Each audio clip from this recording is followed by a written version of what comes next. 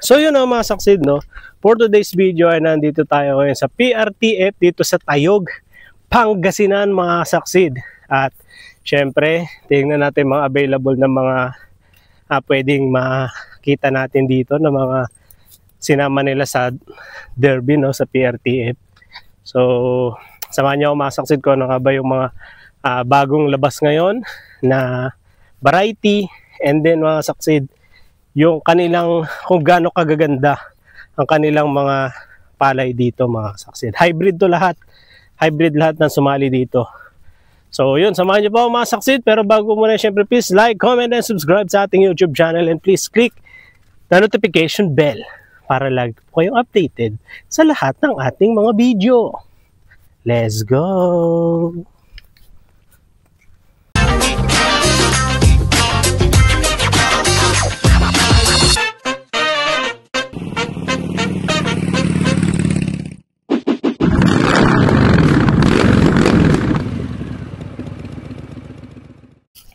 So yun mga kasaksid, no, dito na tayo sa sa venue ng PRTF Pangasinan Rice Pangasinan Rice Forum Technology. Yan, ito yung mga palay nila. Yan, no, TH82 to mga kasaksid. Yan ang palay nila. Yan, TH82. Titignan natin yan isa-isa. Gawa ng Seedworks.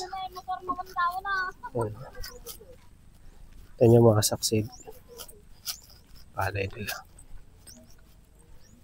Yun mga saksid. At syempre meron po dito tayong nakita na gawa ng Seedworks, no? Ang bagong-bagong variety po nila na walang iba kundi si US77, sir, no? Oh. Sir, ano ba yung pinagkaiba ng US77 sa ibang mga variety, sir? Itong bagong labas. Okay. So, magandang umaga po sa ating lahat. So, ako po si Ronel Sipagan, agronomist po ng Seedworks na naka-area po dito sa 6th District po ng Pangasinan. So, ito po yung bagong variety po ni Seedworks na si US77. So, makikita po natin dito nakalagay lamang sa timbang.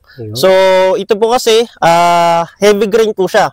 So kung mapapansin po natin, talagang yung butil po niya, yung panicle po niya talagang nakayuko na. So yan po ang senyalis po na yung yung palay po natin is talagang mabigat. So yan po yung isang kalamangan po niya sa ibang variety po ng mga hybrid.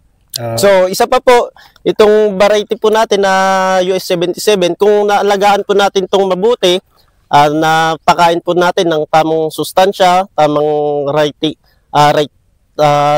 tamang panahon ng pag-aabono, kaya po niyang umani ng nasa 13 tons po per hektarya. 13 tons. Opo, so mabigat din po, madami din po yun, mga 13,000 kilos po kada hektarya po. Ayun. So, isa pa pong katangian po ni US77. So, tolerant din po siya sa mga sakit katulad po ng BLB tsaka BLS. Kung tamaan man po ng ganong sakit, is mabilis naman po maka-recover, no?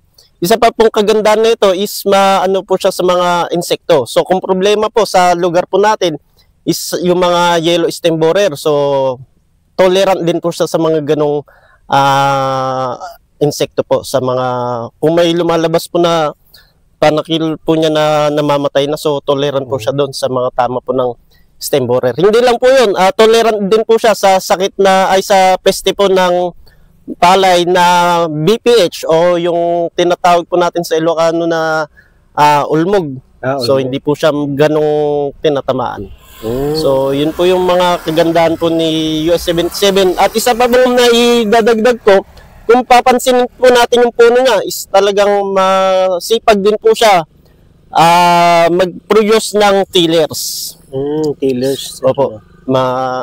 Kapal din po yung suwi niya. Kung in terms naman po sa milling recovery, mataas po yung milling recovery nito, umaabot po ng 70% po. 70%? Opo. So sa isang daan po na bayo po natin is kaya po niyang magbigas po ng mga 70 kilos po. Sa ano naman sir, paano pag sa abono sir, may requirements ba for example sa isang hektarya? So meron pong general requirements po si Seedworks po, pero depende po kasi yan sa lupa po ng magsasaka sir ng mga farmer.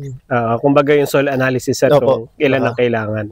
Yes sir. Ayun, mga saksid, ito yung bagong-bago nila na US 77 mga saksid na seed. So yun, at ano pa sir yung inyong may dadagdag sa ating sir?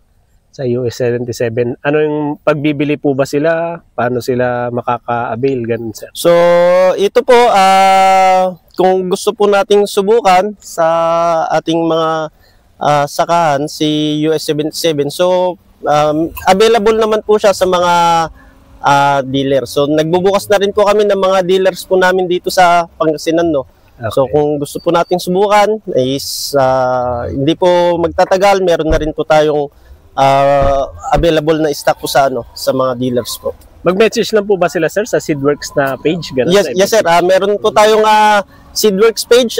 Pwede po kayong mag-message doon sir. Nang sa ganun po mabisita po namin kayo kung taga-san mo po kayo. Meron naman po mga agronomist po sa iba't ibang lugar. So yun lang po. Ayun. Sige sir, maraming salamat sir. So salamat din po. Okay.